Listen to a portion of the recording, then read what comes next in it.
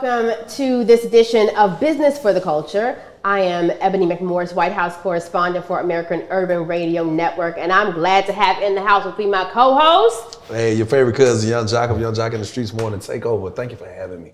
What's up, cuz? What's up, cuz? Look, we are going to have an exciting conversation. Today we have two brilliant minds. Don't be fooled by the youth right here. Still brilliant.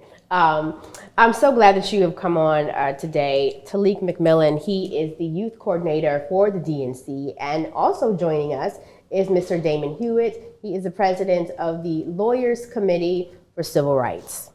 Thank you, gentlemen, for coming on. Hey, great to be with you. Excited being next to Damon too. So. Hey, man. Everybody, okay. All right. While we talk about brotherly love, we ain't in Philly, but I do want to see what's going on with Atlanta, Georgia. I was saying earlier, Nina Simone was talking about Mississippi, but what in the world is going on with Georgia? Well, you know, I'm gonna go science on you. Astrophysicists say the universe keeps expanding in its natural state. That's how we should be thinking about democracy. It's getting bigger and better. But what they're trying to do in Georgia and so many other states is trying to contract it. They're trying to make it harder to vote. See, it should be really one way to go. Make it easier for people to vote, but they're trying to make it harder for people to vote. That is the entire scheme. Because there's some people, Ebony, who think that the fewer people vote, the better it is for them and their candidate or their party or what have you, right? And so Georgia is one of the many states that after the Supreme Court decided a case called Shelby County versus Holder, that they decided, we're not covered under a certain part of the Voting Rights Act, so we're going to change things and make things more difficult. So one of the things Georgia did was they created a bill called Senate Bill 202, SB 202. That's the bill that infamously said if you try to give people food and water in line, you can't do that, this, that, and the other. So we've been fighting this kind of stuff in court, but it is like whack-a-million moles in Georgia, in Alabama, in Mississippi, in Texas. We're litigating cases in all these places, all around the state. And Georgia is particularly bad because that's the place, of course, where in the 2020 election, somebody said, well, just find me 11,000 more votes. Just find me some votes. The infamous call. Right. But now they are, the Board of Elections is passing rules so they can do an investigation and may not have to certify the votes. That's which right. make me think of, are we going to see a repeat of, was January the 6th just like a testing ground? And we thought it couldn't get any worse. Well, look, it can get worse. It can always get worse. Yeah. History tells us that, and motherhood, common sense tells us that too, because some folks will stop at nothing to hold on to power that they shouldn't have or to grab power that's not really theirs. It should be for the people. And so in Georgia, it's so bad. I saw a headline today, Ebony and Jock, that local election officials are saying, state, please stop changing the rules because you're confusing not just voters, you're confusing the poll workers too. Wow. They're trying to undermine the very underpinnings, the very mechanics of democracy. And it's like a chaos theory. Like the more you make it confusing, they want people to throw up their hands and say, I'm not even going to try. I'm just going to stay at home. That's really the whole point. It's anti-democratic. It's un-American, and it's definitely anti-black. I'm gonna call it demonic. Is that you can say that too. Is that demonic? Yeah. You know, weigh in here, Tylik, because you're dealing with the youth and you trying to get them to the polls while fighting what's happening at the polls or what could happen at the polls. What does that look like for you as you are trying to, get your ground game together and drive people out and tell them what's at stake? Yeah, I think voter education is going to be really the main part. I think as we look at a lot of states, talk about redistricting, as we talk about the fact of many students living on college campuses that vote on their college campuses, and what voter ID laws are looking like. And I think even as we talk about the disenfranchisement that's happening within states across the country that are putting in very frivolous laws to stop folks from voting, whether that's seniors or whether that's young folks on college campuses where they're moving early polling sites off of campuses. And so working with our organizers, as I said, at heart, I'm a civil rights grassroots organizer. And so whether that's connecting with organizations that are on the ground, but also with students to advocate and push for early voting sites on campus, but also push for educating their peers on what type of ID do I need? Can I use my school ID? And so those very small things is going to be important. But I think, like I said, educating folks on the fact that they're trying to take away, that right to vote. Yeah. Also encourages, I think, pushes students. I remember when I was a student at North Carolina A&T. I know it seems like it wasn't that long ago. It was during a time, you talk about former Attorney General Eric Holder visit our campus. We was one of few HBCUs that was split between 2 congressional districts. And so I know when we were on campus telling students about the fact of, I live on one side of campus and I may move next semester to the other side. I have to totally re-register. The fact that we educated those students about what was happening kind of pushed them even further to say, like, this is a problem and how do we organize against that? So I think the more we educate folks on what they're trying to do, it only energizes young folks to organize and to get out to make sure that their voices are heard. I would like to ask you a question on that. Seeing that you deal with the youth, what is the air with them? Do you have more youth who's like, I can't wait to vote. I've been waiting for this moment. Or is it more people like, no, I just want to stay out of it? What's the air like? Yeah, I think definitely as the ticket has changed, the excitement of young voters has increased. We recently saw a poll that was done by Voters Are Tomorrow that was released actually this past week.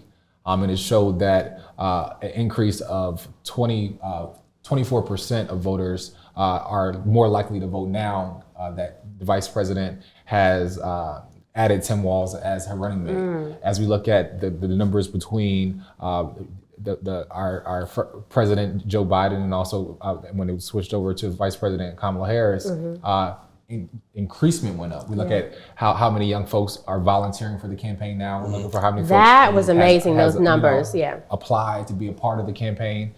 We are seeing an increase in whether it's students for Biden, students for Harris, I'm sorry.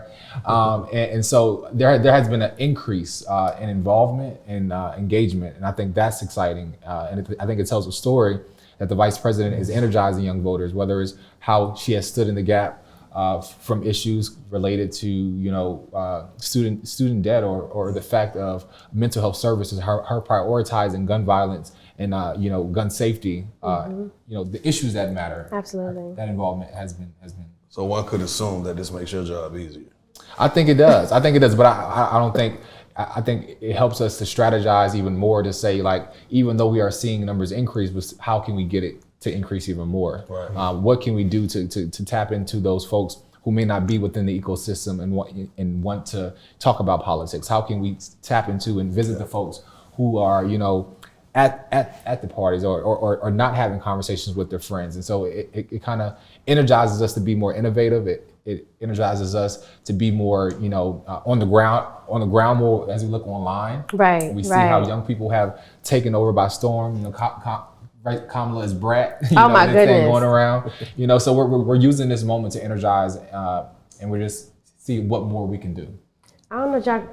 Do we need to do like a meet me at a poll that's going down? I mean, it's so funny, man. I'm just saying. I was in my head. I was like, okay, meet me at the polls. When we have these social engagements and we talk, we throw out these trending topics and we speak on, everyone is saying, Harris is making this. Vice President Harris is making this look like the BET Awards, and I'm always, I will straddle sometimes, right?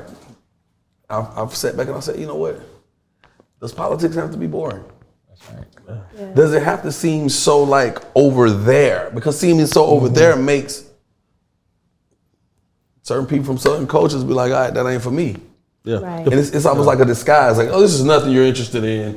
But then behind it, we're really like, we're really eating great over here, but it looks like we don't have anything that you want. But everything that you want to need is right here. And I feel like the optics are changing. The whole approach, and I don't want to use the word marketing. We talked about it in when we were talking about earlier, but marketing and branding, but you have whole teams that study trends and how people vote and what causes people to vote. Yeah. What causes people to have even voter apathy. Well, look, what we know, one thing we know is that young people are not apathetic. Right. They may be apathetic about a candidate, but it's been 10 years since Michael Brown was killed by police. Yeah. Look at all the activism by young people in the last decade, putting their lives, their liberty on the line, putting everything on the line. For college degrees. Yeah, exactly, right? Yeah. So it's really about for the partisan people, like, how can they tap into what's already there? Mm-hmm. Because the energy is there. You see it in the culture. Mm-hmm. You know, music is different today than well, put the industry aside, but the music itself is different today than it was even a decade ago, right? And so as artists, you continue to evolve. And so I think that, you know, whether it's partisan folks or whether it's people like us who are trying to protect and defend and advance the right to vote, we have to continue to evolve too and meet people where they are. Right. And, you know, what got us here won't get us there. It's got to be evolving strategies and just understand it's seeing people for who they are and surfing that wave. Honestly, I would say, you know, we're nonpartisan as an organization, but any candidate who wants to really tap into the youth vote, just, you know, whether it's swag surfing or surfing the wave, like just meet people where they are and where they at, and listen to them. And it's also about letting folks know that there's a future for you. Right. Because I think so many times in civil rights, we talk about images that when you close your eyes, you think black and white. And folks are thinking in, you know, 4K, 5K color. Right. High definition, 8K, all them K, right? 1080 was exactly, right? So it's really about making sure that there's a vision, that there's a future to plug into. For some people, that's going to be college or grad degrees. Some people, that's going to be something else, right? But making sure that there is a future, because I know I have 3 young children between the ages of soon to be 5 and 9. And I don't even know how I will pay for college for these kids. They better come up on a scholarship of some sort. That's real talk. Because honestly, when you cost it out, it's going to cost over $1 million by the time they're of age to pay for them full freight. Let me hold some of that. I don't have that, right? And with Project 2025, they want to cut everything. So, you know, at the Lawyers Committee, we talk about the phrase we call the future we deserve. Because the things we're fighting for are not just favors or nice ideas. It's what all of our young people deserve. All of us deserve. That's what we're fighting for. And that's what I hope everyone leverages this moment where people are so excited to really claim that future we deserve. And it's okay to find joy. I think a lot of time when we think about Black struggle, we gotta attach it to, you know, pain and suffering. But there's also a beauty in our resilience. There's a beauty in our struggle. There's a beauty in our joy and laughter. And so we hear a lot of times, a lot of people talk about how the vice president laughs a lot. I don't get what's the issue with laughing? What's the issue with smiling? Again. And what's the issue with dancing? Like I said, again, meet me at the polls is going right, down. What's wrong with that? Meet me at the polls. You know, and so man, you talk your talk, my man. Nah, for real. Have you in the studio? You know, it's interesting because listen, man, when something looks unattractive, unappealing, it's going to be a market for that. There's people who want something that looks unattractive and unappealing because they know once they peel back the covers, they're like, oh, it's a hidden treasure. Right. Keep it looking a certain way. And it's interesting, again, in a previous conversation we were having, an interview, you know, we spoke on this and you just said it again, like, you have the responsibility to vote, right? And realistically, you have to look at it. Some of you said, you know, a child 10 years ago when Mike Brown was murdered. Today, that child is no longer a child. It's a 20-year-old adult. And it goes by that fast. And a lot of times, as you vote today, some of the policies that are up for the vote, right, you may not see the full potential of that until the next. That's right. You see what I'm saying? Right. And it's almost like a life insurance policy. How about that? It's like you because you're not really voting for yourself today. You're voting for yours you're voting for tomorrow. You're voting for the history books. And I say this all the time. Our children's children will read back in the moment in history and they say, what side of history you stood on? That's why I say like a life insurance policy. I love it. What do you want them to read about you? I love it. Word to lead word.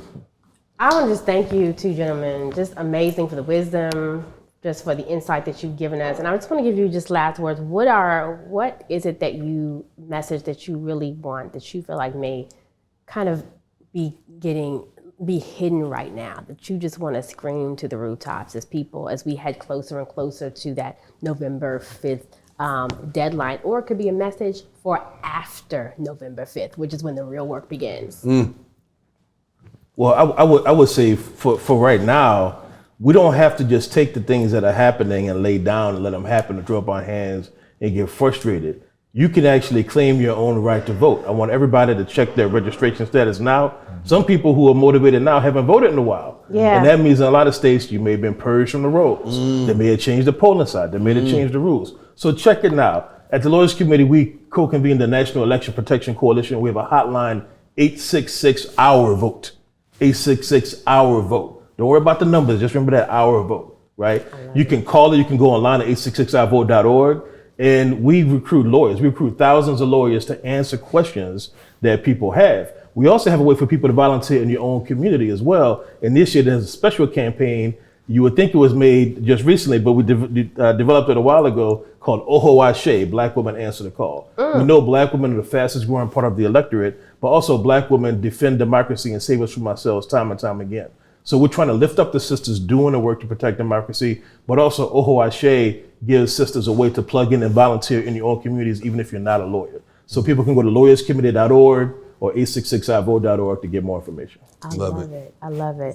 And last words for you, Tylik. Yeah, I would say, even going back to your point, young folks that are listening, don't allow this view of what politics is to box you in. You belong in this space. You are supposed to be at this table.